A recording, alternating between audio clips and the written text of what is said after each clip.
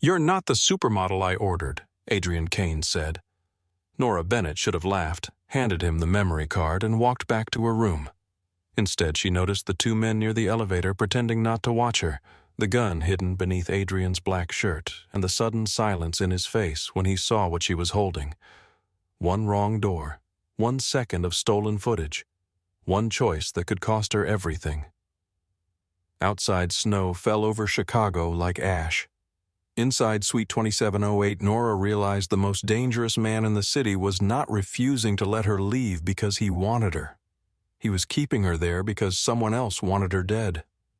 Stay until the end, because this is not only a story about danger and desire, it is about betrayal, ownership, and the moment a woman stops being someone's target and becomes the one holding the truth. Like the video and comment where you're watching from. The message remained on Nora's screen long after the phone stopped vibrating. "Give us the card, photographer." For 1 suspended second, the suite lost all sound except Nora's breathing and the quiet click of Adrian Kane locking the deadbolt. He held out his hand. "Give me the phone." "No. They may be tracking it. They already know where I am. They know where you were 30 seconds ago. That is not the same thing." Nora tightened her grip. "You do not get to take my phone because you own a hotel room and carry a gun." Adrian looked at her with a stillness that felt more dangerous than anger. "I do not own this hotel room. That is supposed to reassure me I own the hotel." The answer landed without pride. He said it the way another man might say he owned an umbrella. Nora glanced toward the door. The men who had tried the lock were gone, but the silence outside did not feel empty. It felt occupied. Adrian extended his hand again. This time she gave him the phone. He wrapped the phone in a silver emergency blanket from beneath the bar and placed it inside a metal ice bucket. "You keep signal-blocking material next to the bourbon. I keep useful things where people do not look." He turned toward the suite.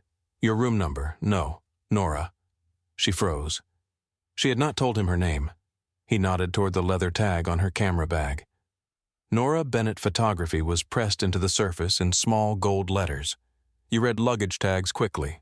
I read whatever enters my room. I did not enter your room. You pulled me into it."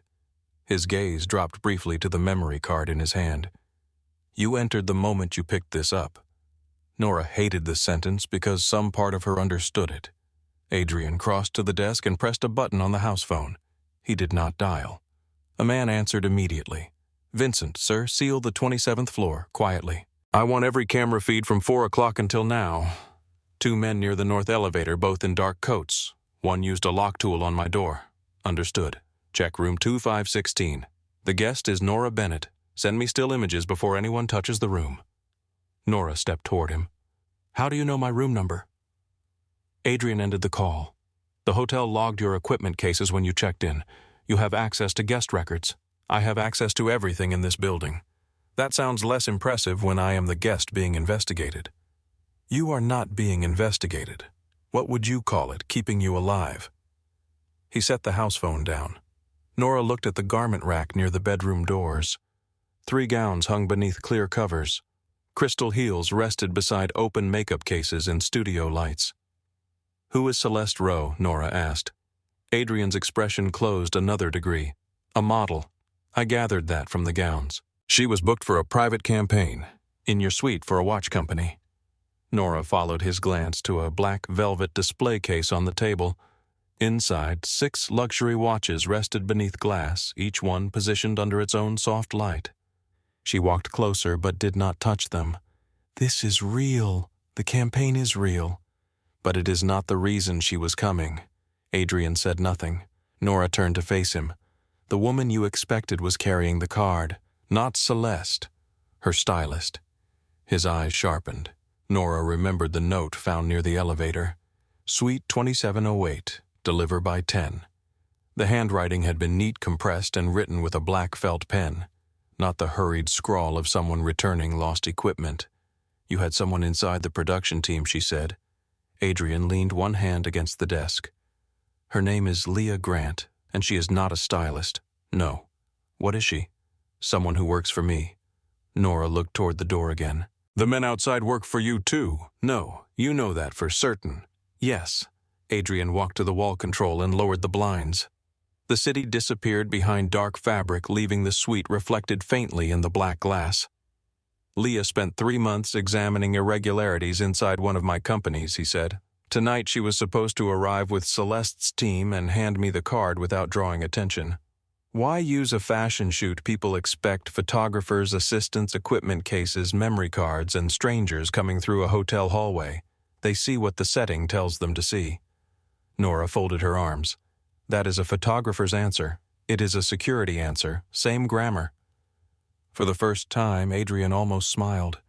The expression made him look younger, but not safer. What company, she asked. Kane Freight. She recognized the name. Blue trucks with the Kane logo moved through Chicago every day. The company had warehouses near the river offices near O'Hare and shipping contracts across the Midwest. You own Kane Freight? Yes, and somebody inside it is stealing from you. If they were stealing money, this night would be simpler. The phone on Adrian's desk vibrated. He read the message, then turned the screen toward Nora. A security still showed the door to room 2516 standing open. Another image showed the room from inside. Her suitcase lay on the bed with the zipper pulled back.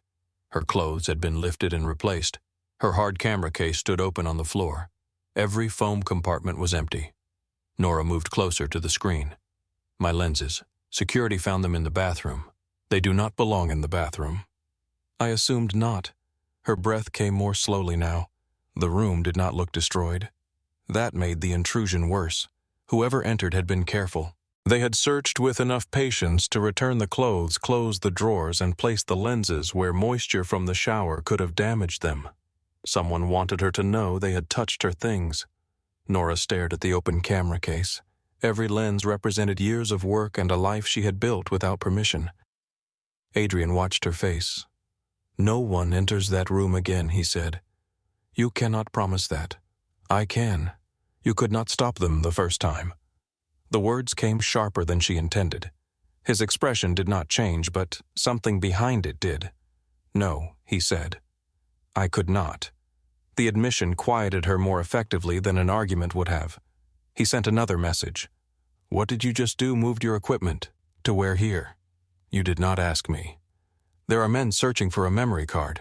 Leaving $12,000 of equipment in an unsecured room would be irresponsible. 17. He looked up. The equipment is worth $17,000. Then I made the correct decision. Nora pressed her fingers against her temple. You make decisions very comfortably for other people. I make them quickly. That is not a defense. No, it is a description. A knock sounded at the service door near the kitchen. Adrian drew his gun. Nora's pulse jumped. A voice came through the door. Vincent. Adrian checked a small screen beside the frame, then unlocked it. A broad-shouldered man entered with Nora's equipment case and overnight bag. His eyes registered her before returning to Adrian. The room was accessed with a cloned staff key at 9:46, Vincent said. The hallway camera looped for 6 minutes. We recovered a reflection from the brass elevator doors. Same 2 men who were outside this suite. Names. Not yet. Find them. Vincent placed Nora's bags beside the sofa. Celeste's car was redirected at 9:17. Dispatch received a request from a number registered to our transportation office. It was false. The driver's phone went offline near Lower Wacker. And Leah, no contact. Adrian's jaw tightened. Vincent continued. The agency says Celeste left the Drake with Leah and 1 makeup artist. The makeup artist called in sick 20 minutes before departure. A replacement was added to the car by the production coordinator. Who approved the replacement? The coordinator says she received an email from Leah. Leah would not send it. I know. Adrian looked at the memory card. Nora noticed the movement. So Celeste may be missing too, she said. Vincent glanced at Adrian before answering. Yes. Adrian handed Vincent a second phone. Put the hotel on internal lockdown without announcing it. No police yet. Nora turned on him. No police. Vincent became very still. Adrian waited until the service door closed behind him. Then he said, The men who entered your room had a cloned hotel key access to the security cameras and information about Celeste's route.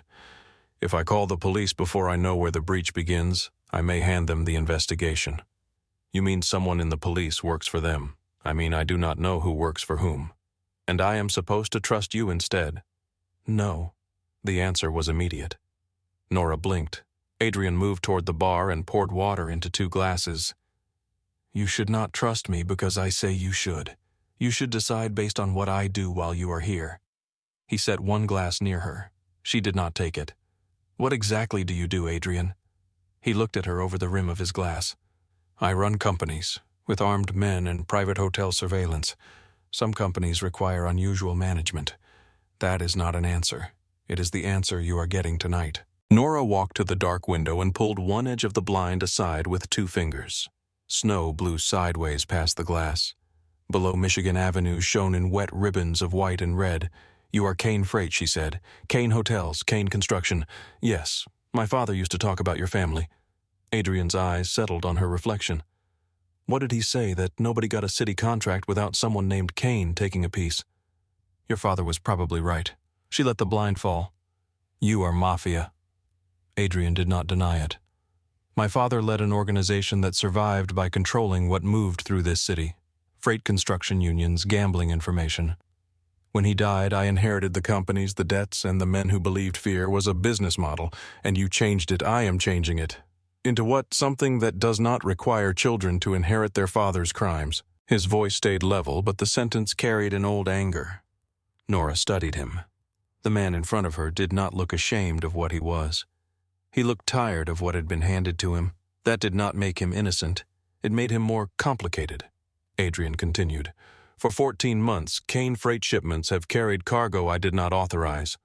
What kind of cargo? He hesitated. Restricted military electronics. Nora's stomach tightened. Where are they going to people I refuse to do business with? And the card proves that it may. May I know Leah collected evidence? I do not know how much she captured before they found her. Nora looked at the card in his hand. If the shipments carry your company seal, why do you need photographs? Because documents can be created, signatures can be copied, records can be altered by the people who control the system. You control the system. I thought I did. There it was again. Not fear of violence, fear of having failed to see. Adrian sat at the desk and turned the memory card beneath the lamp. If federal investigators find those shipments, I am responsible on paper. If the men inside my organization believe I approved a deal with our enemies, I am responsible by their rules. What happens under their rules? He met her eyes. I lose control. That is a polite answer. It is the one you need. She finally picked up the glass of water. Why should anyone believe a photograph more than a document they should not? Not by itself. Then you need the file, the timestamp, the camera data, the location, and the chain of custody. Adrian's attention sharpened. Nora sat near the desk but kept the width of the table between them. You said your technical people could examine it. They can. They can recover deleted files. They may not know what the image itself is telling them. What would you know that they would not? She rested her hand on the camera at her hip. Photography is not just what appears in front of the lens. It is distance, reflections, exposure, compression, and light. A shadow can reveal direction. A mirror can place someone outside the apparent frame. Even the way a file fails can tell you what happened to the camera. Adrian watched her as though revising an opinion he had formed at the door. Nora continued. The preview I saw was tilted downward. Whoever took it was not holding the camera at eye level. It was hanging from the wrist or hidden inside something. The taller man wore silver cufflinks shaped like arrows. There was a mirror on the wall behind him. I saw a part of another figure in the reflection. You remember that from 1 second I remember images. Faces when they matter. And does mine matter? Nora looked at him. The question felt less like flirtation than a test. I have not decided, she said. A small pause opened between them. Then the house phone rang. Adrian answered. He listened without speaking. When he ended the call, his expression had hardened. What happened? Nora asked. The hotel found the car assigned to Celeste. Wear lower whacker. And Celeste, not in it. Nora looked toward the garment rack. The silver gown swayed slightly beneath its plastic cover, disturbed by air from the vent. Until that moment, Nora had felt like an accidental target. Now another woman had vanished inside the same plan. Let me examine the card, Nora said. Adrian did not answer immediately. You do not know me, she added. But your people searched my room and photographed me. Whatever is on that card already reached into my life. Helping me may pull you deeper. I am already standing in your suite with my phone inside an ice bucket." His gaze moved briefly toward the bar. "That is difficult to argue with." He opened a drawer and removed a small black device. "Isolated reader," he said. "No network connection. You keep that beside the hotel stationery I told you. Useful things." Nora placed her laptop on the desk. Vincent had brought it with the rest of her equipment. She checked the casing for damage, opened it, then disabled every wireless connection. Adrian cleared the desk without being asked. Their movements found a rhythm neither acknowledged. Nora connected the isolated reader. Before inserting the card, she photographed both sides, documented its serial number, and recorded the time. Adrian stood beside her. "You always do that when evidence matters. This is not your investigation. It became mine when someone entered my room." She inserted the card. The software opened slowly. A folder appeared, then another. Most of the image files had been deleted. Only 2 remained visible. The first was intact. The second appeared as a gray block with a damaged header. Nora leaned closer. "There are traces of at least 30 deleted files. Can you recover them possibly?" She clicked on the intact image. Before it opened, every light in the suite went out. The laptop screen became the only illumination in the room. A heartbeat later, red emergency lights flickered on near the floor. Adrian's hand closed over Nora's shoulder and pulled her away from the window. His phone lit beside the keyboard. A security alert filled the screen. Fire alarm disabled. Hallway cameras offline. Service elevator moving toward floor 27. The numbers changed. 23, 24, 25. Adrian removed the memory card, placed it in Nora's palm, and closed her fingers around it. "Pack only what you can carry." Nora looked at the service door. "Where are we going?" The elevator indicator changed again. 26. Adrian checked the magazine in his gun. "Down, down," Adrian said. The service elevator indicator changed from 26 to 27.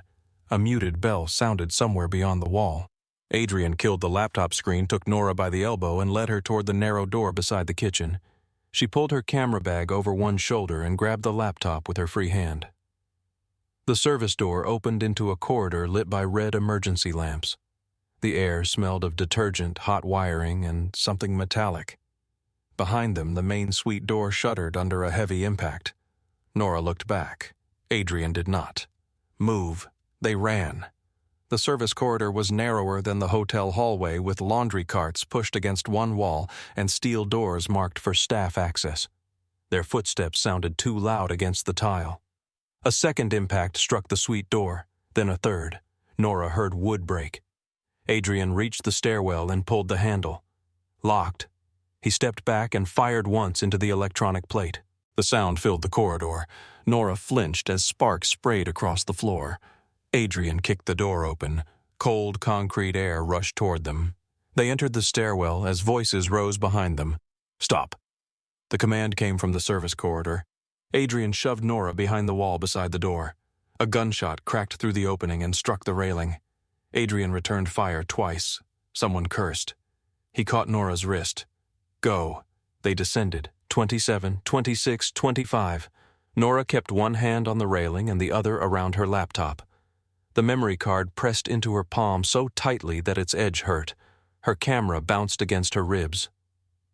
At the landing below 24, Adrian stopped without warning. Nora nearly struck his back. He raised one finger. Silence. Then the stairwell door beneath them opened. Footsteps entered from the 23rd floor. Adrian looked up. Voices were descending from above. They were caught between 2 groups. Nora searched the landing. A gray metal door beside them carried a faded sign. Mechanical access. She pointed. Adrian crossed to it and tried the handle. Locked. He fired into the plate, then forced it open with his shoulder. They entered a dark maintenance passage filled with pipes and ventilation ducts. Adrian closed the door behind them. Nora heard the footsteps converge on the stairwell landing. A man tried the damaged handle. Adrian guided her deeper into the passage. The space narrowed until they had to move sideways between a concrete wall and a row of thick pipes.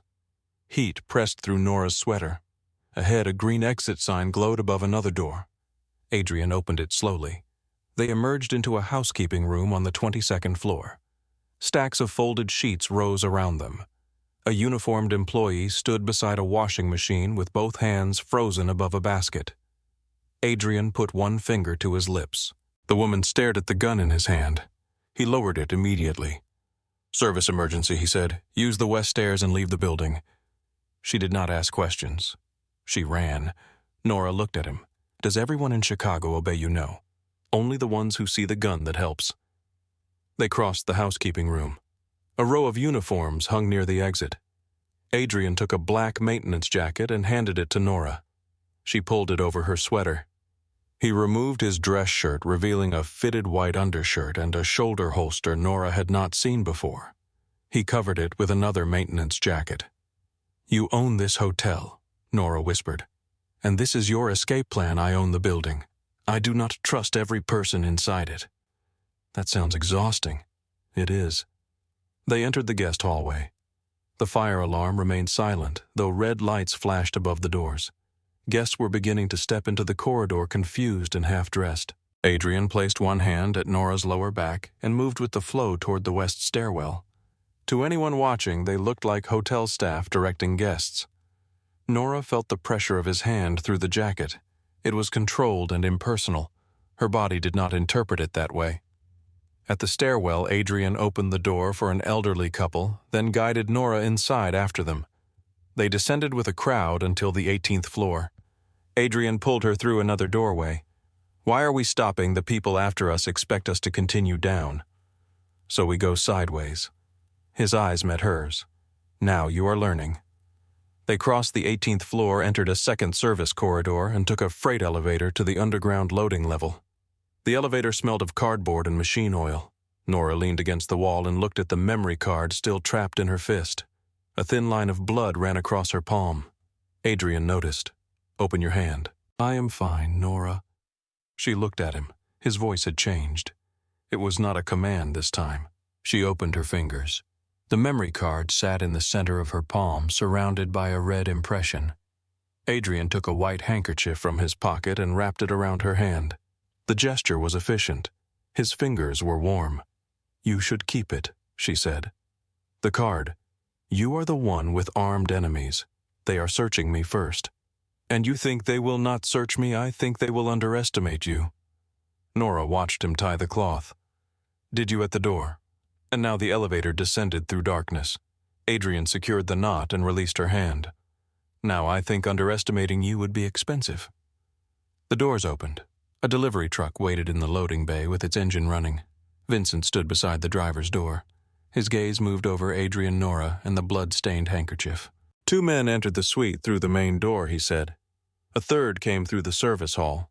We contained one on the 25th floor. The others left through a staff elevator. Police not yet. Good." Vincent looked at Nora. "Your equipment with me. Get in." Adrian opened the passenger door for her. Nora climbed into the truck. The interior was plain with no company markings and no rear windows. Adrian sat beside her. Vincent drove. As they left the loading bay, Nora looked through the side mirror. 2 hotel security vehicles blocked the entrance. Snow moved through their headlights. The Halcyon rose above the street, all glass and gold appearing untouched. No one outside would know armed men had broken into a suite on the 27th floor. No one would know a missing woman's memory card had just left through the loading dock inside Nora's closed fist. The truck moved west. For several minutes, no one spoke. Nora watched Chicago pass beyond the window. Streetlights reflected on wet pavement. Trains moved above intersections. People hurried beneath umbrellas, carrying groceries, arguing into phones, stepping around dirty snow. The city continued with complete indifference. Adrian sat close enough that his shoulder touched hers when the truck turned. He smelled faintly of smoke from the gunfire and expensive soap from a life that had looked controlled 1 hour earlier. Nora looked at the blood on his sleeve. "You are hurt." He followed her gaze. A tear in the fabric revealed a shallow cut along his upper arm. "It is nothing. That is what people say before bleeding on upholstery." Vincent looked at them through the mirror. "The truck has seen worse." Adrian ignored him. Nora opened the side pocket of her camera bag and removed a small first aid pouch. "You carry that. I photograph people who climb roofs in formal clothes." That happens often, more often than armed escapes through hotel stairwells. She cleaned the cut while the truck moved. Adrian remained still. The injury was minor, but the closeness made her aware of details she had not noticed in the suite. A pale scar crossed his shoulder. Another disappeared beneath the collar of his shirt. He saw her looking. Professional curiosity photographers notice surfaces and scars, especially scars. What do they tell you that someone survived long enough to collect them? His gaze held hers for a moment. Then Vincent turned sharply and Nora caught the edge of the seat. Adrian's hand closed around her waist to steady her. Neither of them moved immediately after the truck straightened. Nora felt every finger through the maintenance jacket. Adrian released her first. "Where are we going?" she asked. "A place not connected to the hotel. That is not an address. You do not need the address yet." There it is again. "What you deciding what I need?" Adrian looked out the windshield. The men who entered the hotel knew the camera system, the service routes, and the floor layout. Until I know how much information they have, addresses are dangerous. To me or to you both. The answer did not satisfy her. It was still the first answer that included them together. The truck stopped beneath a railway bridge in the West Loop. Vincent opened a steel garage door using a manual key. They drove inside an old brick building with dark restaurant windows at street level. A painted sign above the entrance read Marlowe's Dining Room. The restaurant had been closed long enough for dust to soften the glass. Vincent led them through the kitchen and up a private stairway. The apartment above was small and nearly empty. A metal table stood beneath a hanging lamp. The windows faced an alley. An old leather sofa rested against one wall. Adrian checked every room before allowing Nora to set down her bags. "You have many empty apartments above abandoned restaurants?" she asked. "Enough." That was almost an answer. It was generous by my standards. Vincent placed a new phone on the table. "The hotel is contained. Our man from the 25th floor had no identification. He is not talking." "He will," Adrian said. Nora looked at him. Adrian met her eyes without apology. Vincent continued. "We found traces of a cloned employee badge. The access code originated from Kane Hospitality Administration. Internal. Yes. Celeste, no update. Leah, nothing." Adrian's face remained controlled, but Nora saw the muscle tighten near his jaw. Vincent turned to leave. "Call me every 15 minutes, Adrian said. "Understood." The door closed.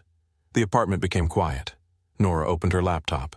Adrian pulled the curtains across the windows. "We finished the card," she said. "You need to rest." "So do you." "I am not the one who ran down 5 floors carrying a laptop. You were shot at, too." "I am accustomed to it. That is not reassuring." Nora connected the isolated reader.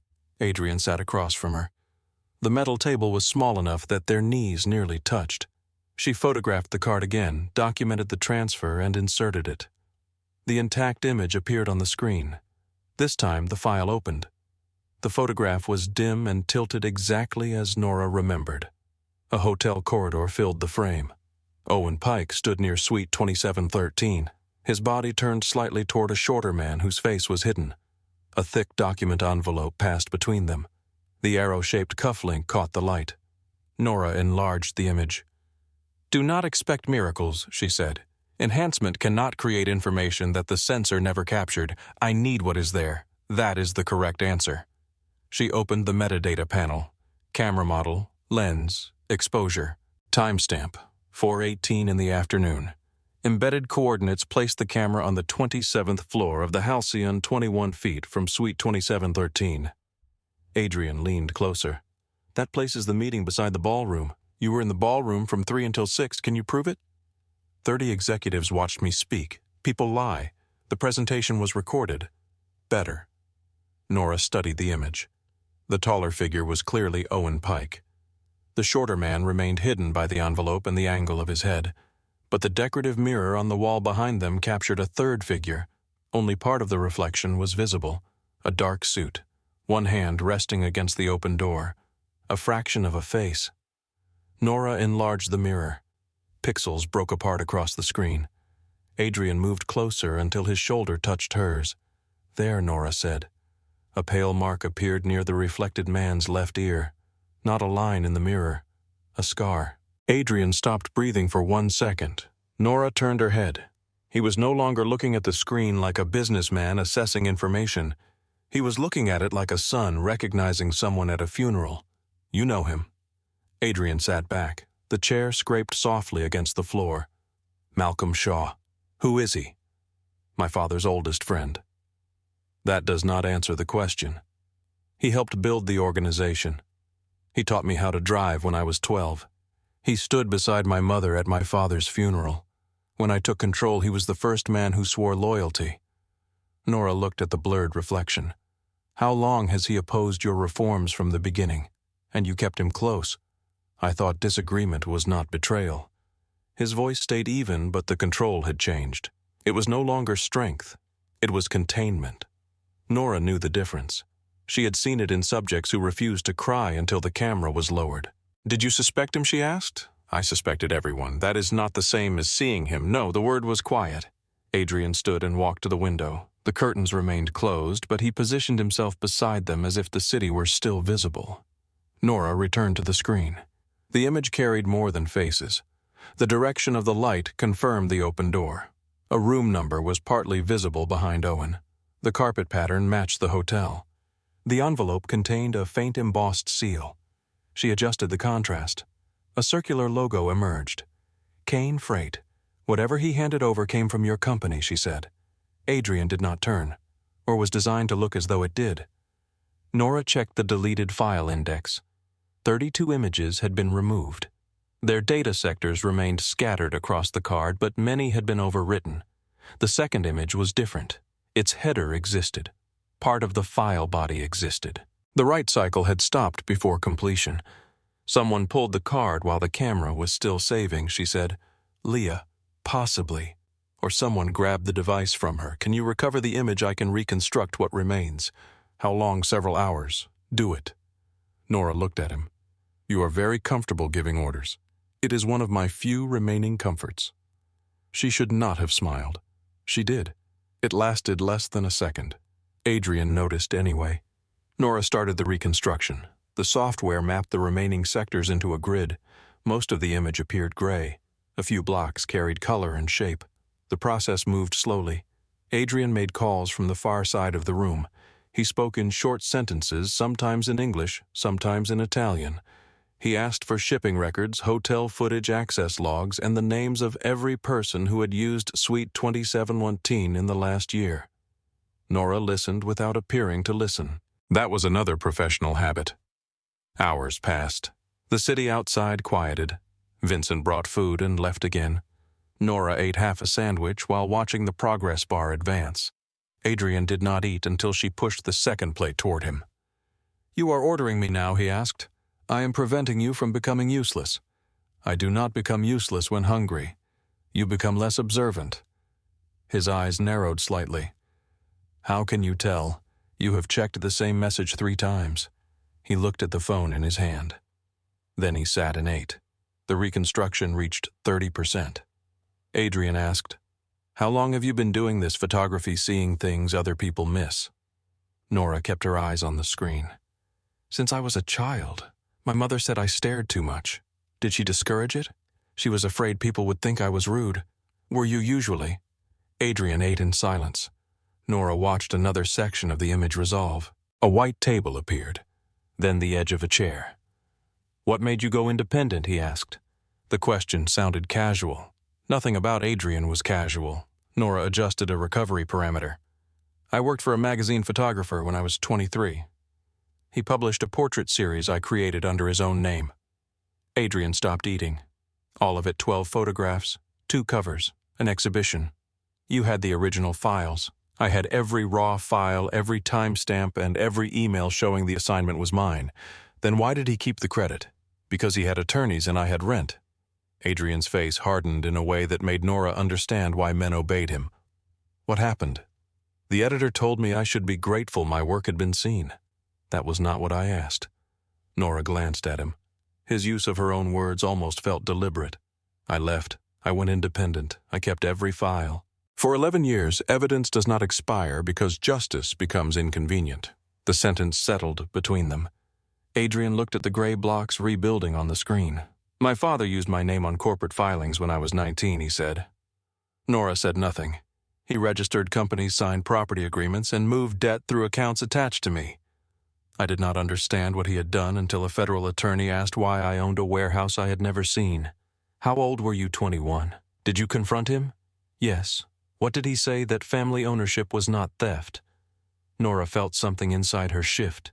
Someone had used her work to create a reputation that did not belong to him. Someone had used Adrian's name to hide responsibility that did not belong to him. Different worlds. The same wound. What did you do? She asked. I learned every company, every account, every contract. After he died, I dismantled anything I could not control. And Malcolm thinks you are destroying the organization. He thinks fear is the only inheritance worth protecting. The reconstruction reached 60%. A second figure appeared at the conference table, then a third. Nora leaned closer. The room was not Suite 2713. It was a conference room. She recognized the lighting fixtures from the hotel. Long brass pendants, dark wood paneling. A rectangular table with a white stone center. Conference room C, she said. Adrian moved beside her. You know it? I photographed an investment panel there yesterday afternoon. She enlarged the top corner. A wall clock showed 4:18, the same time as the corridor image. The camera had captured Owen outside the suite, then someone carried it into the conference room and took another image before the card was removed. The reconstruction advanced. Malcolm appeared at the head of the table. 3 men sat across from him. Adrian recognized one immediately. Calder. Who Elias Calder? His organization controls distribution south of the river. Friend, no. The word carried enough weight to answer more than she asked. A folder rested on the table. Kane Freight's circular seal appeared on the cover. Nora enlarged the document. The resolution was damaged, but part of a signature remained visible. Adrian's name. Is that yours? She asked. Yes. You signed it. No. She compared the signature to a public contract saved in the Kane Freight records Vincent had delivered. The curves were identical, not similar. Identical. A natural signature never repeated with perfect precision. It was copied, Nora said. They lifted it from another document. Adrian stood behind her, both hands resting on the back of her chair. They planned to make the shipments mine. They planned to make the evidence yours. The recovered image sharpened another degree. Malcolm was not merely present. He was pointing at the document while Calder watched him. Owen stood near the wall. The photograph showed a negotiation, not enough to reveal every word, enough to prove the meeting existed. Nora saved the reconstructed file to her laptop. Then she copied it to an external drive, then to a second encrypted drive. Adrian watched her. How many copies? Not enough. She opened a secure cloud service. You disabled the network. I am enabling it for 60 seconds through a protected connection. That creates risk. So does keeping one copy in a room with you. He almost objected. Then he nodded. Nora uploaded the files to a private archive. When the transfer finished, she disabled the connection again. Now if someone takes the laptop, the evidence survives. You always work like this since someone taught me that possession is not ownership. Adrian looked at the screen. Malcolm taught me the same thing. His phone rang. Vincent's name appeared. Adrian answered. He listened. His expression changed before he spoke. Alive, Nora stood. Adrian turned away from her. Wear a pause. Get her to a private hospital, no public record. I want a doctor in the room before anyone questions her. He ended the call. Celeste, Nora asked. They found her in the back of the abandoned car. Is she hurt, drugged, bruising on her wrists? She is alive. And Leah Adrian's silence answered first. Still missing. Nora looked at the recovered image. Leah had risked her life to capture it. The card was no longer simply evidence. It was proof that she had reached the truth before someone stopped her. Adrian's phone vibrated again. A message arrived from an unknown number. He opened it. For the first time since Nora met him, all expression left his face. Not control. Absence. He turned the screen toward her. The photograph showed Leah tied to a metal chair in a dark warehouse. Blood marked one side of her face. Her hands were bound behind her. A high window glowed in the distance. Beneath the image was a message. Bring the photographer and the card to Pier 19 before sunrise. Come alone or Leah Grant dies. Nora read it twice. They know who I am. Adrian deleted the message, removed the battery from the phone, and crushed the tracking chip beneath the heel of his shoe. His voice was calm when he looked at her. Then we stopped letting them choose the room. Adrian crossed the apartment in 3 steps and opened the steel cabinet beneath the kitchen counter. Inside were 2 pistols, a stack of cash, 3 sealed phones, and a row of vehicle keys. Nora watched him load a second magazine. You said they want the card. They want control of the evidence. And me. They want the person who can explain it. Nora looked again at the photograph of Leah on the dead phone. The image had been taken quickly, but not carelessly.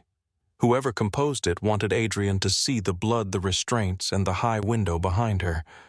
They wanted fear to erase thought. Nora picked up the phone before Adrian could stop her. What are you doing looking? The device may still contain a tracking signal. You crushed the chip. That does not make it harmless. Then give me 30 seconds. Adrian did not like it. She could see the objection forming behind his eyes. Still, he placed the phone on the metal table and stepped beside her. Nora enlarged the photograph. Leah sat in a warehouse with painted concrete walls. A steel support column rose behind her. Near the top of the column, a faded red number was visible beneath layers of dust. 6. The floor reflected a weak line of light. Nora increased the brightness. White stains crossed the concrete near Leah's shoes. Salt, Nora said. Adrian leaned closer. Or chemical residue. No. Road salt. Look at the shape. It melted, spread, and dried. She moved to the high window. Through the dirty glass, 2 dark lines cut across the background. Rail tracks. Adrian studied the image. There are several freight buildings near rail lines. Not with that window height.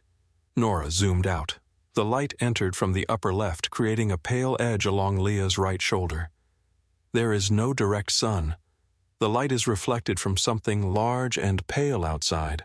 Snow, possibly, or the side of another building. She tilted the phone. A faint green color appeared near the bottom of the window. Water. Adrian looked at her. You can see water in that I can see reflected color. It may be the river. She enlarged the red number on the support column. Do your warehouses use numbered structural bays? Yes.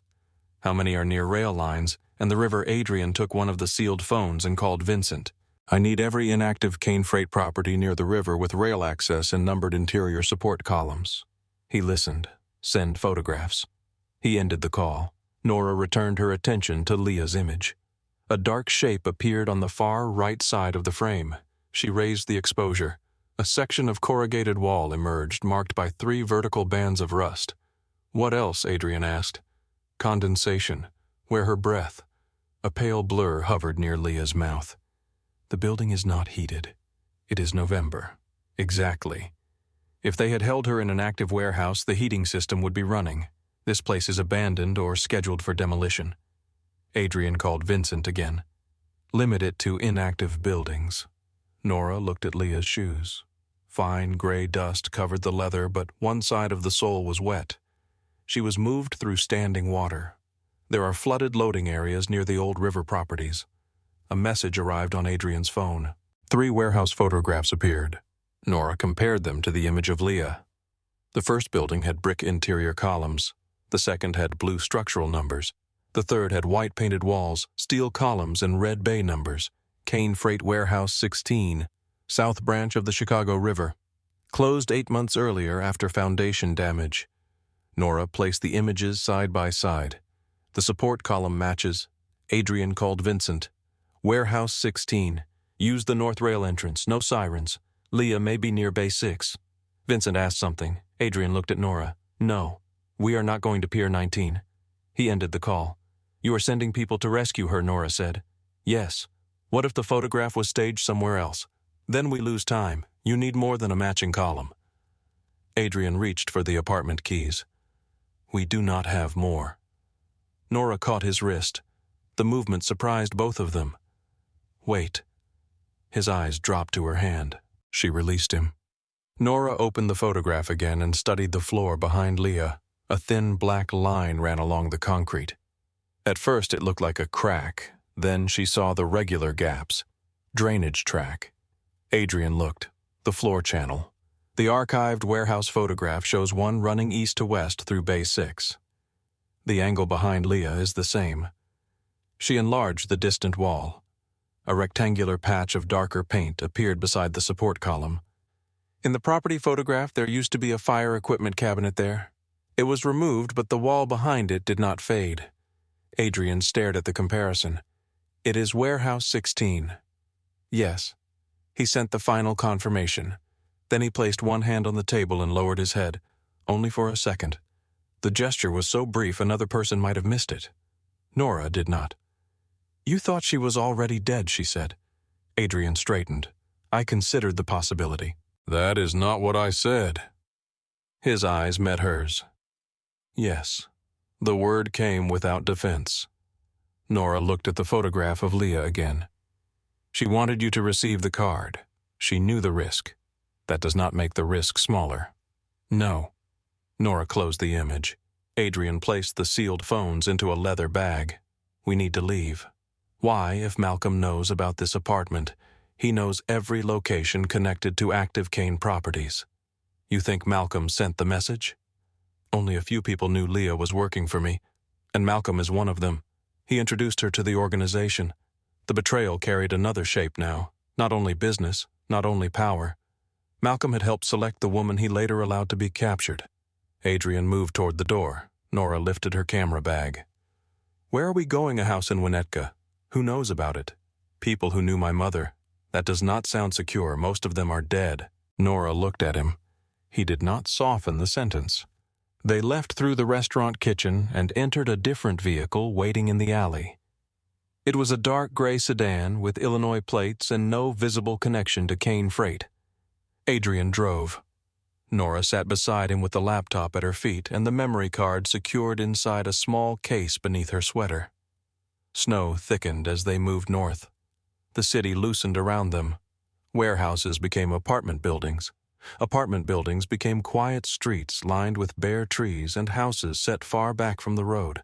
Adrian checked the mirrors every few seconds, not nervously, methodically.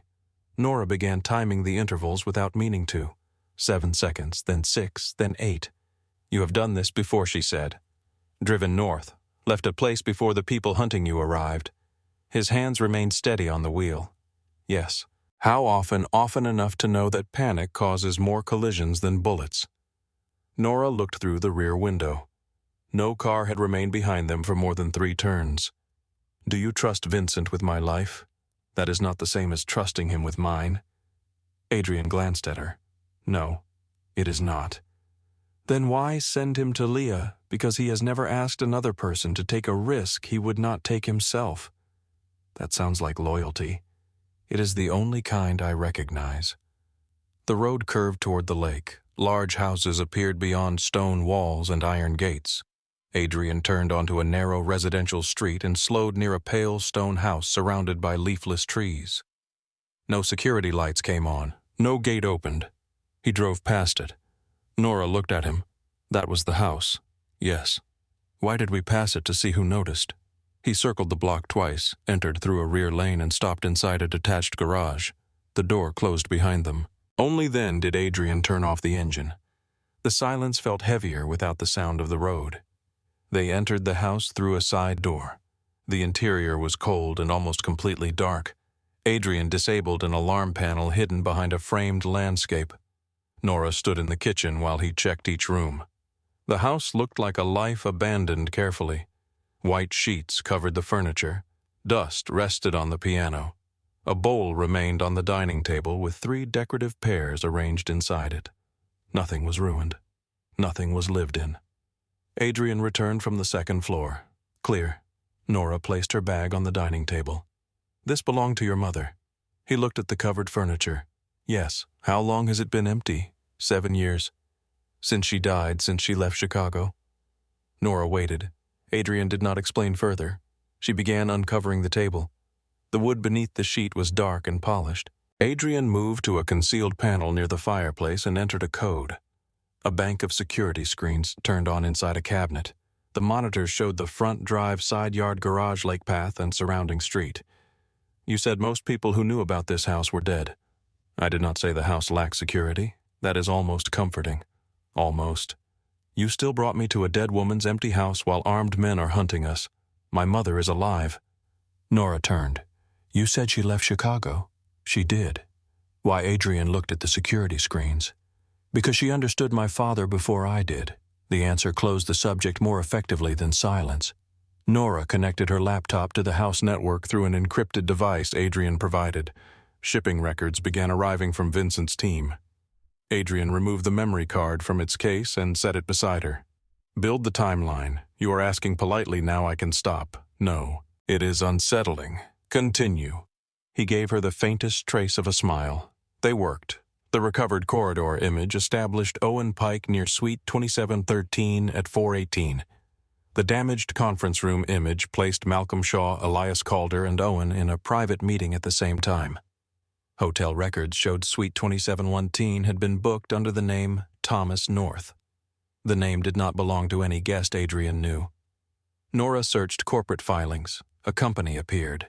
North Star Industrial Holdings, registered 16 months earlier in Delaware. Its listed director was Thomas North. The address belonged to a mail service. Adrian stood behind her. Malcolm registered a company under a false identity.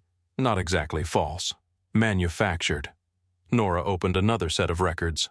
North Star had purchased warehouse equipment satellite components, encrypted radio systems, and military-grade navigation units through several smaller vendors. The purchases appeared legal when viewed separately. Together they formed a pattern. "Restricted electronics," Nora said. Adrian studied the screen.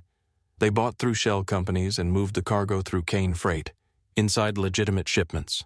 "Medical equipment," Adrian said. "Those containers receive fewer inspections." Nora looked at him. "You know that quickly. I know how my company moves freight." And Malcolm knew it too. Adrian's gaze hardened. He designed half the routes. They traced transfers from North Star into accounts connected to 3 senior members of the Kane organization, men who had criticized Adrian's reforms, men who claimed legitimate businesses were weakening the family. Malcolm had not only built an illegal route, he had used its profits to purchase loyalty. Nora leaned back. "He is not hiding from you. He is replacing me. He needs the organization to believe you created the operation." Adrian looked at the copied signature, and then he exposes it. He removes you as the problem and presents himself as the solution. The plan was elegant in its cruelty. Adrian would be blamed by the government for the shipments and by his own men for working with an enemy. Malcolm would take control while appearing to save what Adrian had endangered. Nora opened the recording from Adrian's ballroom presentation. At 4:18, Adrian stood on a stage before 30 executives speaking about a new rail contract. The time code matched the images. You were 40 yards away from Malcolm's meeting. That proves I was not in the room. It does not prove you did not authorize it. Adrian said nothing. That was the weakness. The photographs showed Malcolm conducting the deal. They did not show whether he acted alone or under orders. "He can say you sent him," Nora said. "He will, and the copied signature makes his story look official. He only needs enough doubt to divide the council." Nora examined the conference image again. Malcolm's posture was relaxed. Owen stood behind him. Calder leaned forward with both hands near the document. There was confidence in the room. Not secrecy between criminals. Authority. Malcolm believed he had permission to speak for Kane Freight because he intended to become the Kane organization. Nora felt Adrian watching her. What she asked. "You look at photographs as though the people inside them are still moving." They are. It is a still image. The moment stopped. The intentions did not. He leaned closer. What is Malcolm intending to make everyone else believe the room belongs to him? Adrian studied Malcolm's image. It never did. Then you need him to say that. Adrian straightened. He will not willingly. The words remained between them. A phone rang from the security cabinet.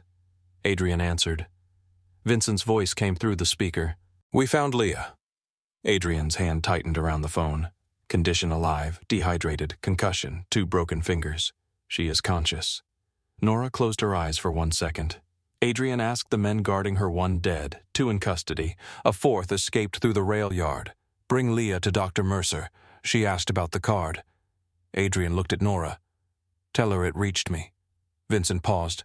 She wants to speak with you. A weak voice came over the line. Adrian, I am here. They took Celeste first. I tried to move the card through the hotel. They knew the route. Who knew Malcolm? Adrian's face did not move. Leah continued, each word strained. He arranged my access. He knew the garment bag, the camera placement, everything. Who took the card from you? Owen caught me outside the service elevator. I pulled it from the camera before he could take the bag. We fought. The card fell. Nora found it. The photographer, yes. A breath passed through the speaker. Is she alive? Nora stepped closer. Yes, she said. Leah went quiet. Then she whispered, I am sorry. Nora looked at the blood-stained handkerchief still wrapped around her palm. You do not owe me an apology. I brought them to the floor. You brought the evidence. Leah coughed. Adrian's voice changed. Rest. Vincent will stay with you. Do not trust the old houses, Leah said. Adrian's gaze moved across the room. What Malcolm knows them. He knows everything your father used. The line went silent. Vincent spoke again. She is losing consciousness. The doctor is here. Call when she wakes. Adrian ended the call. For a moment, neither he nor Nora moved. Then Adrian looked toward the security monitors. The house cameras showed empty snow-covered grounds. No movement, no headlights, nothing. He knows this place, Nora said. Yes, you still chose it. It has not been used in 7 years. That does not make it forgotten. Adrian crossed to the security panel and changed the camera sequence. All entrances are armed. Can they be disabled? Not remotely. Who has keys? No one. Nora looked at him. You hesitated. My mother kept one. And Malcolm? He stayed here when my father traveled, years ago. Did he ever have access? Adrian's silence answered. Nora closed the laptop. We should leave. Vincent's team is 30 minutes away. Then we leave before they arrive. The roads are exposed. So is this house. Adrian looked toward the dark windows. Snow pressed softly against the glass. The house seemed still enough to be safe. That was exactly what disturbed her. She picked up her camera and walked through the dining room. What are you doing looking? She photographed the front hall, the windows, the floor near the rear door. Adrian followed. Nora stopped beside a shelf in the living room. A framed family photograph lay face down. She lifted it. A younger Adrian stood beside his mother near the lake. His father rested one hand on Adrian's shoulder. Malcolm stood behind them, not at the edge, at the center. He looked like family. Nora turned the photograph toward Adrian. He did not only know the house. No, he believed he belonged here. Adrian took the frame from her and placed it face down again. My father trusted him more than anyone. Did you? Yes. The honesty cut deeper than anger. Nora raised her camera before thinking. Adrian stood beneath the single living room lamp, one hand resting on the overturned photograph. His face was turned slightly away. She pressed the shutter. The sound was soft. Adrian looked at her. You photographed me? Yes. Why? Because you forgot I was watching. He held her gaze. Delete it. Nora lowered the camera. No. His expression changed. Not anger. Surprise. You do not own every image taken in your house, she said. This is not my house anymore. Then you have even less authority. Adrian stepped closer. The distance between them narrowed until Nora could see the pale line of the scar near his shoulder. You refuse orders as if it is a profession. It is more of a survival skill. Has it kept you safe? No, then why continue? Because obedience did not keep me safe either. The room became quiet. Adrian looked at her camera, then at her face. Keep it. Nora's fingers tightened around the grip.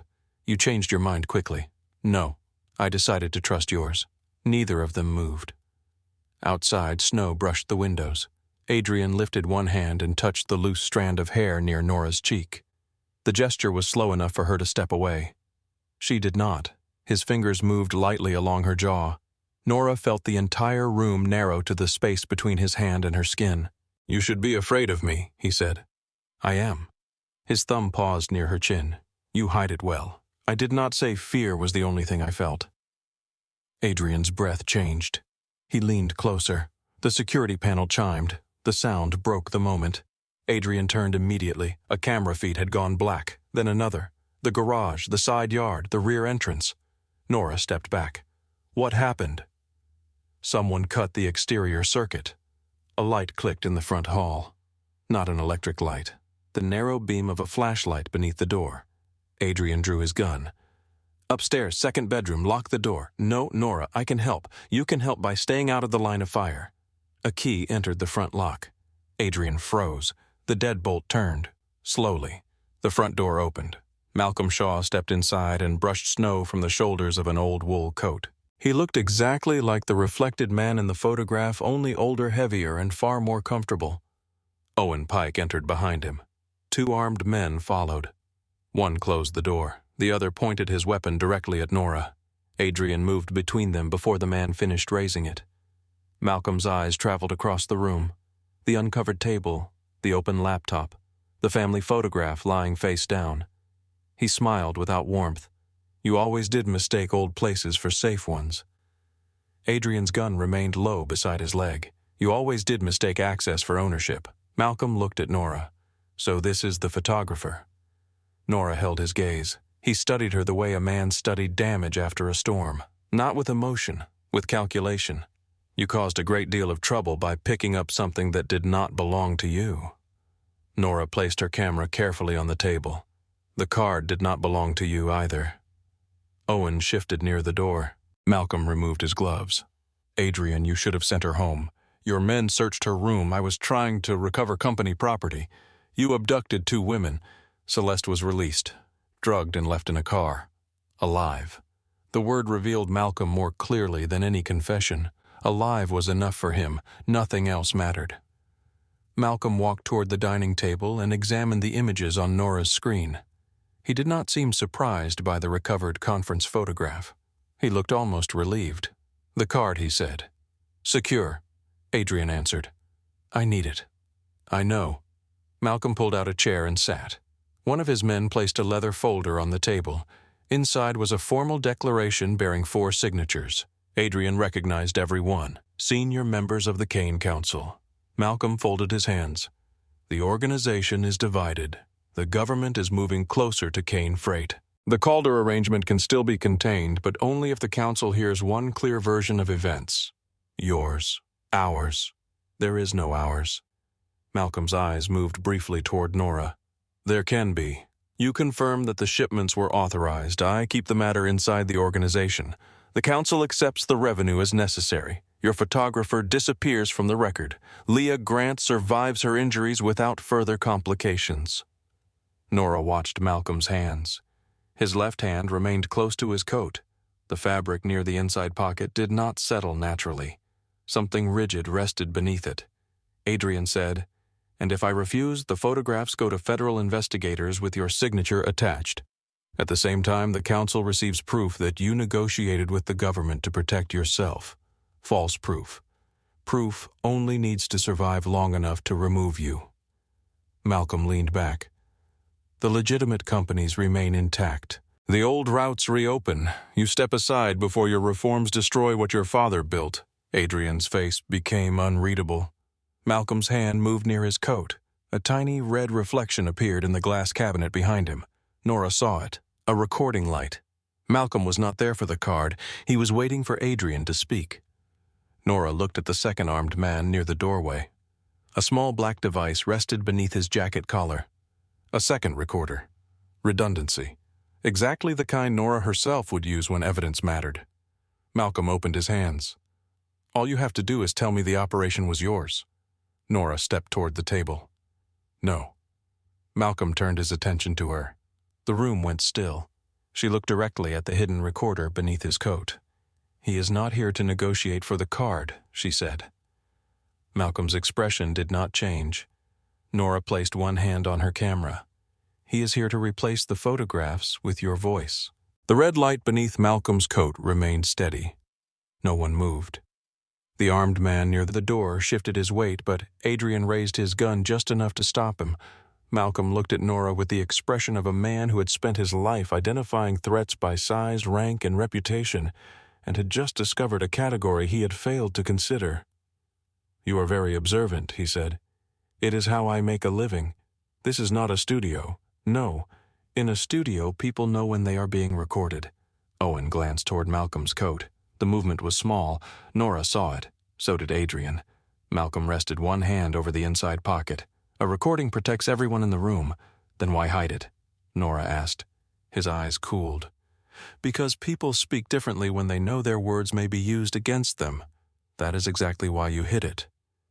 Malcolm turned back to Adrian. You brought an intelligent woman into a situation she does not understand. Adrian's voice was quiet. She understands you. Malcolm smiled faintly. No, she understands images. She sees a light in a coat pocket and thinks she has found the truth. Nora lifted her camera from the table. The man near the door raised his weapon. Adrian moved before the barrel settled. He caught the man's wrist, twisted it toward the floor, and drove his elbow into the man's shoulder. The gun fired. The shot tore through the edge of the dining table. Wood exploded across the room. Nora ducked, but did not drop the camera. Adrian slammed the man against the wall and stripped the weapon from his hand. Owen stepped backward. The second armed man drew his pistol. Adrian aimed the captured weapon at him. Do not! The man stopped. Malcolm remained seated. Dust drifted through the light. A fragment of wood had cut Nora's palm. Blood gathered along the base of her thumb. She barely noticed. Her camera was already recording. A green symbol appeared in the corner of the screen. Malcolm saw it. Turn that off. No. Nora. It was the first time he used her name. She adjusted the camera so every person in the room remained visible. It is uploading. Malcolm's attention shifted toward the security cabinet.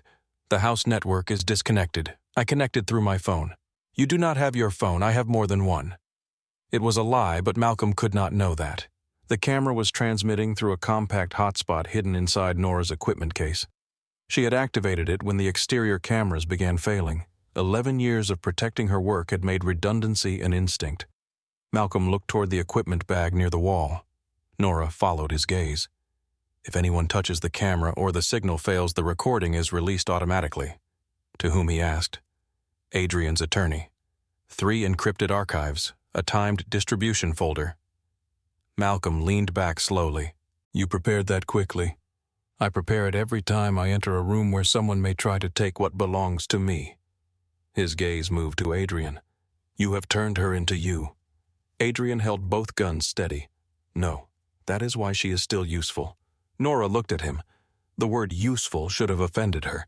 In Adrian's voice it sounded like respect. Malcolm opened his coat and removed the recorder. He set it on the table where everyone could see it. The red light continued to burn. There, he said. No more secrets. You have a second recording, Nora said. Malcolm's smile disappeared. She pointed toward the man by the door, inside his collar. The man's face changed. Malcolm did not look at him. That confirmed it. Nora continued recording. 2 devices, separate positions. One close to Adrian, one near the exit. If the first recorder is taken, the second preserves the conversation. Malcolm studied her. You think like a criminal. No, I think like someone whose work was stolen once. That sounds like a small wound to carry for so long. Nora's fingers tightened around the camera. It was small to the man who caused it. Adrian's eyes stayed on Malcolm. You did not come here for the card, he said.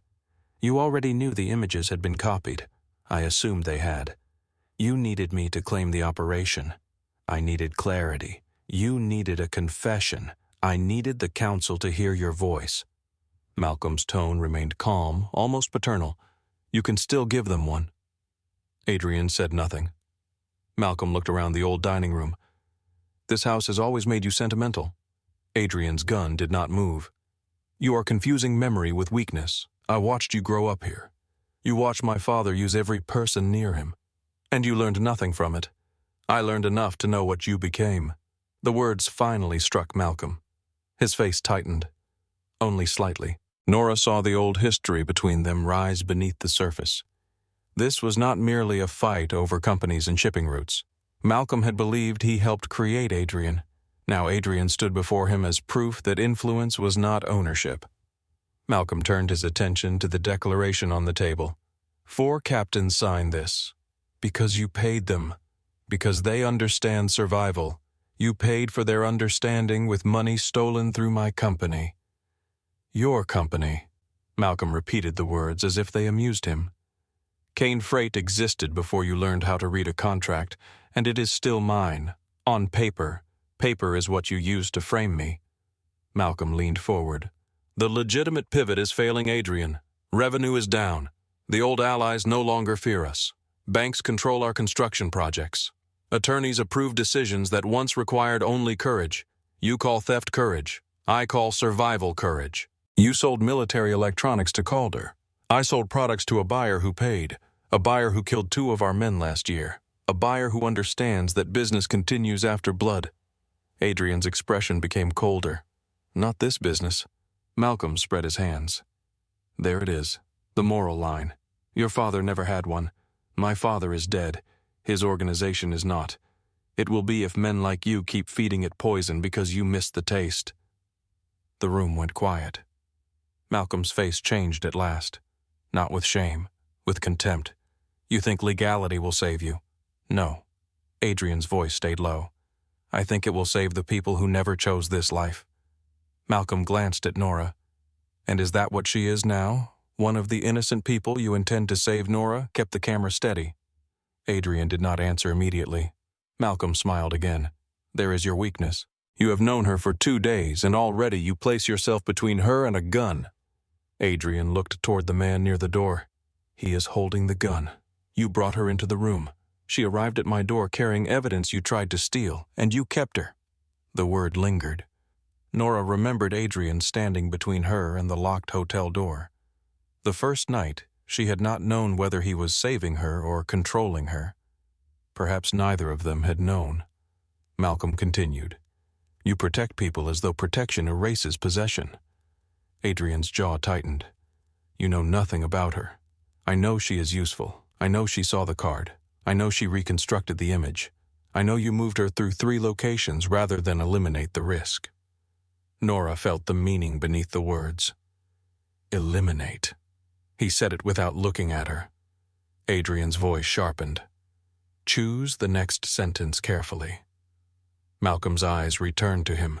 That is the man I remember. No. It is the man who knows you are trying to make me angry, while 2 recorders are running. Malcolm's smile faded. For the first time, Adrian had stepped outside the trap entirely. Nora turned the camera slightly toward Owen. He stood near the front door, pale and silent. Unlike Malcolm, he had not entered the room with certainty. He kept looking at the recovered photograph on the laptop, at his own image, at the copied signature, at the red recording light. Nora spoke to him. Owen. His eyes lifted. Malcolm said, do not answer her. Nora kept her voice calm.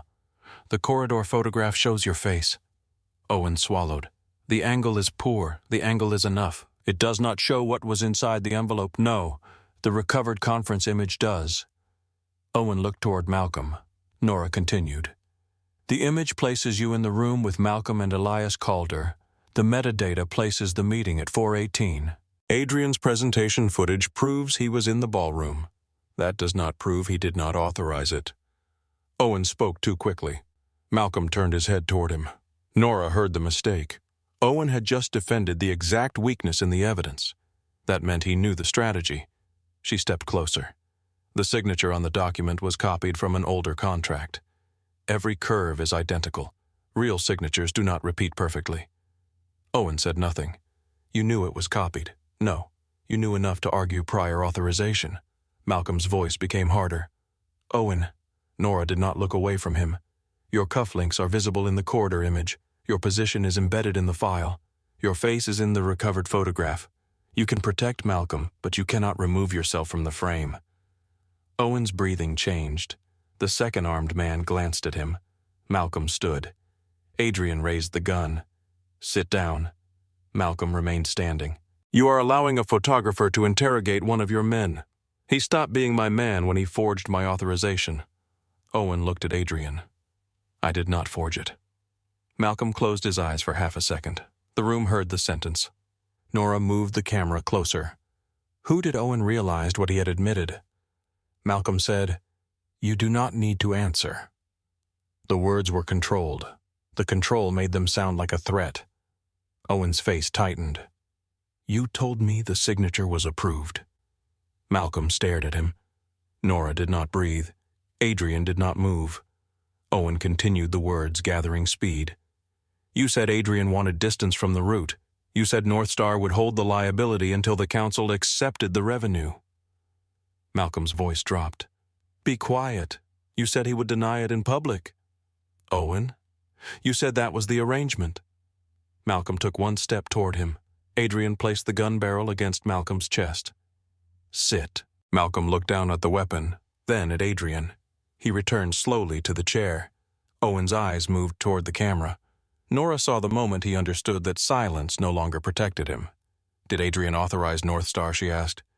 Malcolm said, do not answer. Owen looked at him. Years of fear and loyalty crossed his face. Then something broke. No. The word was barely audible. Nora stepped closer. Say it clearly. Owen swallowed. Adrian did not authorize North Star. Malcolm's hands closed against the arms of the chair. Who created it? Nora asked. Malcolm. Who arranged the Calder shipments? Malcolm. Who copied Adrian's signature, a document specialist in Milwaukee? I never knew his name. Who paid the Kane captains? Owen looked toward the declaration. North Star accounts. Malcolm rose again. Adrian struck him across the face with the back of the gun. The sound was blunt and final. Malcolm stumbled against the table. The armed man near the door raised his weapon. Nora shouted. Adrian turned and fired. The bullet struck the wall beside the man's head. Plaster fell across his shoulder. Drop it. The man looked at Malcolm. Malcolm pressed one hand to his bleeding mouth. Do it, Adrian said. The man lowered his gun to the floor. Kick it away. He obeyed. The weapon slid across the wood and stopped near Nora's feet. She stepped on it without lowering the camera. Malcolm wiped blood from his lip and looked at Adrian. There he is. Adrian's expression remained still. You wanted anger. I wanted the truth. You had it. I wanted the council to see what you are. Adrian looked toward the recording camera. They will. Malcolm laughed softly. You think this saves you? Owen's statement saves the truth. Owen will change it. No, Nora said. He will not. Malcolm looked at her. The recording is already copied. She turned the camera display toward him. The upload indicator showed 4 completed destinations. One archive belongs to an attorney outside Illinois. Another sends automatically if I fail to check in within 12 hours. Malcolm's eyes narrowed. That can be stopped. Not from this room. You are gambling with your life. No, you gambled with it when your men entered my hotel room. Adrian watched Malcolm absorb the new position. Every aggressive option now carried a consequence. If Malcolm took the camera, the file remained elsewhere. If he killed Nora, the recording would be released. If he forced Owen to recant, the contradiction would strengthen the original confession. If he attacked Adrian, the armed men and uploaded evidence would expose him before he could regain control. For the first time since entering the house, Malcolm had no clean move. A phone vibrated in his coat. Then the armed man's phone vibrated. Then Owen's.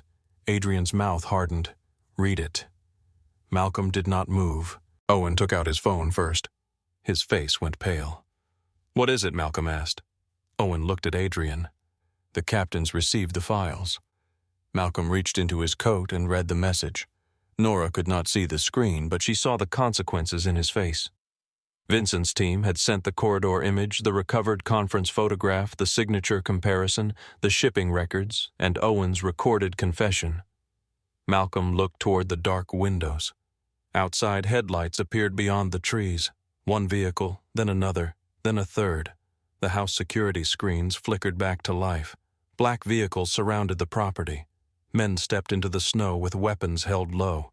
Adrian's people. Malcolm studied the monitors. You planned this.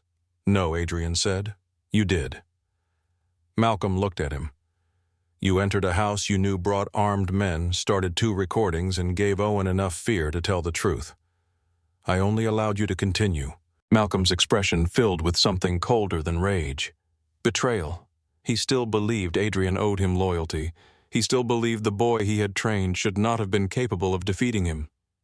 You would not be standing here without me, Malcolm said. Adrian approached until only a few feet separated them. I know. Malcolm waited. The words that followed came quietly. That is the part I will spend the rest of my life correcting. Malcolm looked at the gun in Adrian's hand. Then do it. Adrian said nothing. Kill me. The demand changed the room. Owen stared at the floor. The armed men remained still. Nora kept recording. Malcolm stepped closer to the barrel. You know what happens if you let me leave. I know. I will rebuild. Try. I will turn the captains against you. Those who can be bought were never mine. I will destroy Kane Freight before I let you make it respectable. Adrian's finger rested near the trigger. Malcolm smiled through the blood at his mouth. There is your choice. Be the man your father raised or become the weak thing you have been pretending to be. Adrian lifted the gun. The barrel aligned with Malcolm's heart. Nora saw the old violence gather in him. Not wild anger. Something colder. Something learned. The easiest answer available. Malcolm wanted the shot. If Adrian killed him while the camera recorded, the council would see a leader executing his father's oldest advisor in a private house. Malcolm would become a martyr. Adrian would prove every accusation about his reforms was a disguise. Nora did not tell him to stop. She did not say his name. She held the camera steady and let him see that the decision would remain visible. Adrian looked at Malcolm, then at the small red light on the recorder, then at Nora. He lowered the gun. Malcolm's smile disappeared. You taught me power was deciding who gets to leave the room, Adrian said. Malcolm's breathing became heavier. Then decide.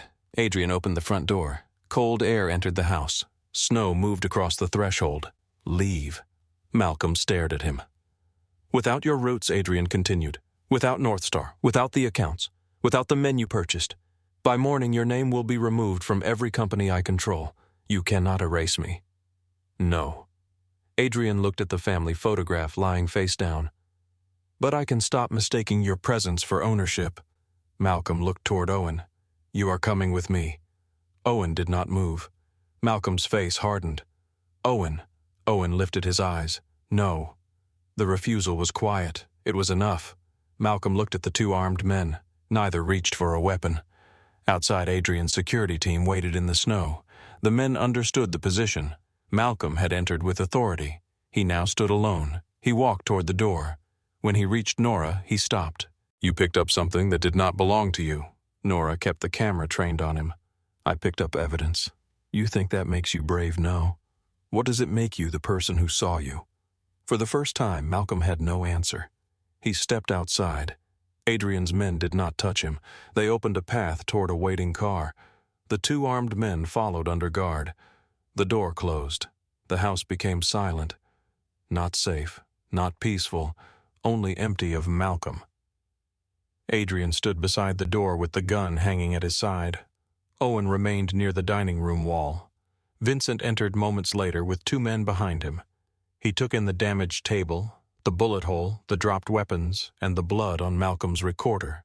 Secure Pike, Adrian said. Owen did not resist as Vincent removed him from the room. His statement goes through council, Adrian added. No one speaks to him alone. Vincent nodded. The captains want a meeting. They will have one. Tonight, before anyone has time to invent a better lie. Vincent looked toward Nora's camera. Is that recording? Yes, Nora said. Make copies. Already done. Vincent almost smiled. I understand why he kept you. Adrian's face changed. Nora noticed. Vincent noticed too. He left before either of them answered. The door closed again. Nora lowered the camera. Her arm trembled from holding it so long. The room tilted slightly. Adrian crossed to her. You are bleeding. Nora looked at her palm. The cut had opened wider. Blood ran across her wrist. It is shallow. That is what you said about my arm. I said you were bleeding on the upholstery. You are bleeding on my mother's floor. She is not here to object. Adrian took the camera from her carefully and set it on the table. Then he led her into the kitchen. He washed her hand beneath cold water. Nora watched blood disappear into the white sink. His knuckles were bruised. A thin line of Malcolm's blood marked the side of his hand. You could have killed him, she said. Yes. Did you want to? Adrian did not answer immediately. He dried her palm with a clean cloth. Yes, why didn't you? Because he wanted me to. That is not the only reason. He opened a first aid kit and removed gauze. No. Nora waited. Adrian wrapped the bandage around her hand. When my father died, Malcolm told me men would test whether I was willing to become him. He said hesitation would be read as weakness. And you believed him. For a long time. What changed? Adrian tied the bandage. You kept the camera running. Nora looked at him. You made the choice. I knew the choice would survive the room. His fingers remained around her wrist. The touch was careful. Nothing like the first night when he had pulled her through the hotel door. You could have been killed, he said. So could you. That is different. Not to me. The words left her before she could measure them. Adrian became still. Nora felt the pulse in her wrist beneath his fingers. The kitchen light cast a hard shadow along his face. For once he did not hide what reached his eyes. Fear, not for himself, for her. He released her slowly. When this is finished, I can remove your name from every record, he said. You mean, erase me? No. His voice softened. I mean, give you back the life you had before my door opened. Nora looked through the doorway at the dining room, the damaged table, the camera, the recovered photographs on the laptop. The family picture still turned face down. My room was searched. A woman was abducted. Men shot at us in a stairwell. I watched your oldest ally try to force you into confessing to a crime he created. She looked at him. That life is already gone. Adrian absorbed the words without argument. Then I will not decide what replaces it. It was the first promise he had made that did not contain control. Nora stepped closer. The space between them felt different now. Not empty. Chosen. She raised her bandaged hand and touched the bruise forming along his jaw. Adrian closed his eyes for 1 second. When he opened them, the distance between them had almost disappeared. A phone rang in the dining room. Neither moved. It rang again. Adrian rested his forehead lightly against hers. The council, he said. I know, I have to answer, I know. He did not step away immediately. Then he crossed into the dining room and picked up the phone. Nora remained in the kitchen doorway watching him become the man the organization required. His shoulders straightened, his voice settled. The emotion disappeared behind control. But the photograph on her camera had already captured the truth. And this time, no one would be able to steal it. The phone rang a third time. Adrian answered. Nora remained in the kitchen doorway while his face became unreadable again. Yes, he said. A voice spoke from the other end. Adrian looked at the damaged table, Malcolm's recorder, and the blood drying across the wood. No, Malcolm will not attend. Another pause. Owen Pike will. His gaze moved toward Nora's camera.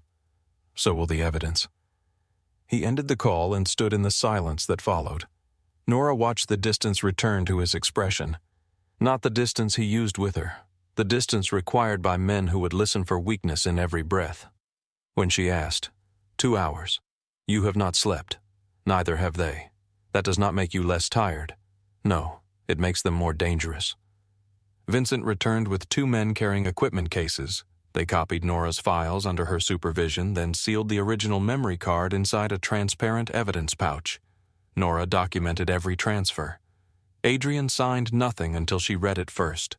That detail did not escape her. Neither did the fact that he asked before touching her camera. By the time they left the Winnetka house, dawn had begun to thin the darkness above Lake Michigan. The snow had stopped. The roads remained pale and empty. Vincent drove Adrian toward the city. A second car waited for Nora. Adrian stood beside its open door. You do not have to come. Nora looked at him. Do they need me? They need your explanation of the files. That is not what I asked. His eyes held hers. I need you to know what happens to your work. That was closer to the truth. Nora got into the car. The council met beneath an old private club near LaSalle Street. The building had no cane name above the entrance. No guards stood on the sidewalk. No cameras were visible from the street. Inside, men in dark coats moved through polished halls without speaking. Nora was taken to a smaller room separated from the council chamber by smoked glass. A monitor displayed the long table beyond it. 8 men sat beneath a brass chandelier. Some were older than Malcolm. Some looked young enough to have inherited their chairs. All of them carried the stillness of people accustomed to making decisions no court would review. Adrian entered alone. No weapon was visible. He placed the sealed evidence pouch at the center of the table and remained standing. One of the older men looked toward the empty chair usually occupied by Malcolm. "Where is Shaw outside the organization?" Adrian said. "You made that decision without a vote. He created North Star without one." A younger captain leaned forward. "Malcolm says the operation was approved." Adrian looked toward the smoked glass. Nora nodded once to the technician beside her. The first image appeared on the council monitor. Owen in the hotel corridor, the envelope between his hands and another man's, the reflected edge of Malcolm's face. Nora's recorded explanation played beneath it. Time, location, camera position, light direction, the room number, the Kane freight seal. The image changed. The restored conference photograph filled the screen. Malcolm sat across from Elias Calder. Owen stood near the document bearing Adrian's copied signature. Nora explained the interrupted write cycle and the surviving data sectors. She explained what could be established. She also explained what could not. There was no exaggeration, no claim beyond the image. The restraint gave the evidence more weight. The recorded presentation showed Adrian standing in the hotel ballroom at 4:18. 30 executives watched him discuss a rail contract while Malcolm used the conference room nearby. Then the signature comparison appeared. 2 signatures aligned perfectly, every curve, every pause, every pressure point. A natural signature could resemble another. It could not repeat with mechanical precision. The older captain looked at Adrian. "You could have authorized it earlier." "Yes," Adrian said. The direct answer moved uneasily around the table. Adrian did not deny the weakness. He did not need to. Owen Pike appeared on the monitor. He sat in another room with an attorney beside him and Vincent behind the camera. His face had lost all color. "Adrian did not authorize North Star," Owen said. A captain interrupted the recording. "He is speaking under pressure." Adrian looked toward him. He spoke while Malcolm's men held weapons in the room. "That is pressure. Pressure from Malcolm," Adrian signaled. The recording continued. Owen described North Star, the false director, the shell vendors, the copied signature, the payments to Kane captains, the plan to expose the shipments only after enough men had agreed to remove Adrian. One of the men at the table shifted. Another looked down. Nora recognized 2 of the names from the payment records. The council watched Malcolm threaten Owen into silence. They watched Nora identify the hidden recorders. They watched Malcolm demand Adrian claim the operation. Then they watched Adrian lower his gun and let Malcolm leave. The recording ended. No one spoke for several seconds. The oldest captain folded his hands. "You should have killed him." Adrian's expression remained still. "That is what he wanted. He is alive because you hesitated. He is alive because death would have made him innocent in the eyes of men who prefer legends to facts." The captain's mouth tightened. "You speak like an attorney. I speak like someone tired of burying problems and pretending the ground forgets." The younger captain looked toward the evidence pouch. "What happens to Kane Freight North Star accounts are frozen. Every connected warehouse is closed. The Calder shipments stop today. That will cost millions. Yes, men will lose income. Men who invested in North Star will lose stolen income. And the legitimate employees," Adrian paused. Nora saw the question strike differently. "They will be paid through the transition," he said, "even if I sell personal assets to do it." One captain laughed without humor. "You would weaken yourself for warehouse clerks. They did not create this. They worked for it. They worked for Kane Freight. I will not punish them for failing to see what I failed to see." The room shifted. Some men heard weakness. Others heard responsibility. Adrian did not attempt to control which. The oldest captain looked around the table. "Malcolm's authority is suspended. North Star is dissolved. Owen remains under protection until the federal risk is measured." His eyes returned to Adrian. "You remain head of the organization. It was not praise. It was not forgiveness. It was a verdict postponed. 3 captains object." The old man continued. 2 have already withdrawn their support from your reforms." Adrian nodded. "They are free to leave. You cannot afford more division.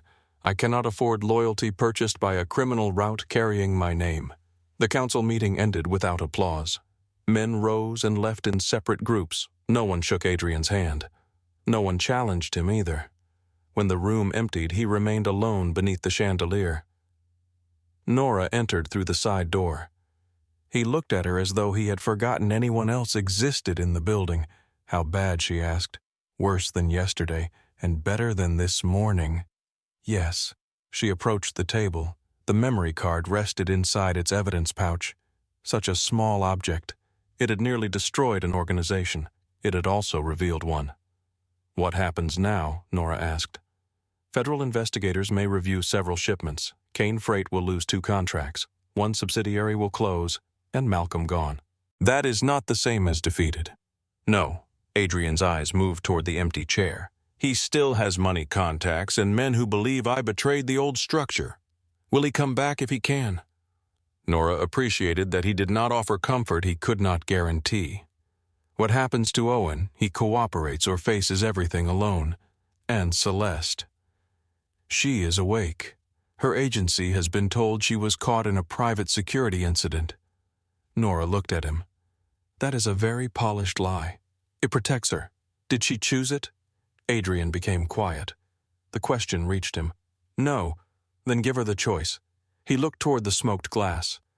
You are going to ask me the same thing about yourself? Yes. Adrian took a folder from the table. I prepared options. Nora almost smiled. Of course you did. They met later that afternoon in a hotel room Nora had selected herself. It was not owned by Kane Hospitality. It was not on a high floor. The single window faced a brick wall, a steel fire escape, and a narrow strip of winter sky. Adrian stood near the small desk while Nora read the documents he had brought. The first option removed her name from every internal record. The second identified her as an outside image consultant through an attorney. The third preserved a sealed statement under her control. The final page confirmed that every photograph file and reconstruction she created remained her legal property. You wrote that, she asked. My attorney did. You instructed him. Yes. You could have claimed the images were evidence produced for you. I could have, but you did not. No.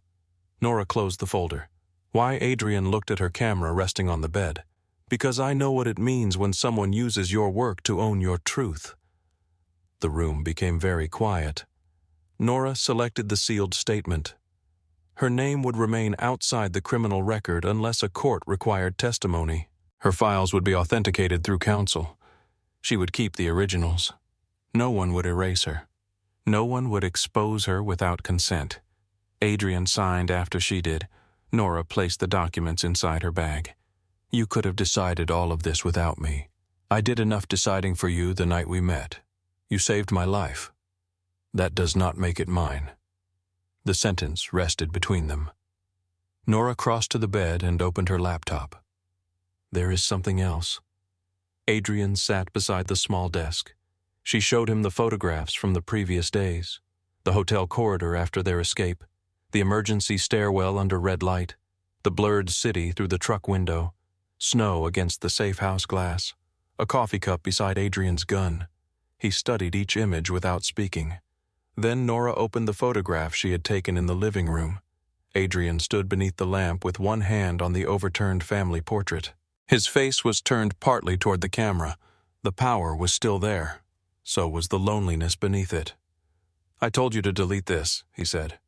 Then you changed your mind. I remember. Nora moved to the next photograph. Adrian stood in the kitchen after Leah had been found alive. His hands rested on the counter. His head was lowered. He looked like a man no one had been meant to see. The final photograph filled the screen. Adrian looked directly into the lens. Nora had taken it after he realized she was photographing him. There was no suspicion in his expression, no command, only the stillness of someone allowing himself to be observed. He looked at the image for a long time. I knew you were taking this. I know. Why did you keep it? Because you let me see you. His gaze remained on the screen. I did not know I looked like that. No one does. What does it look like? Nora stood beside him, like someone who stopped deciding whether to look. Adrian turned toward her. The room was small enough that his knee nearly touched hers. What are you going to do with it? I have not decided. He nodded. It is yours to decide. Nora searched his face for resistance. There was none. 3 weeks passed.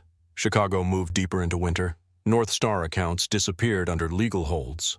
Kane Freight closed 2 warehouses and sold a private aviation contract to cover employee wages. Federal investigators requested records but made no arrests. 2 captains left the Kane organization.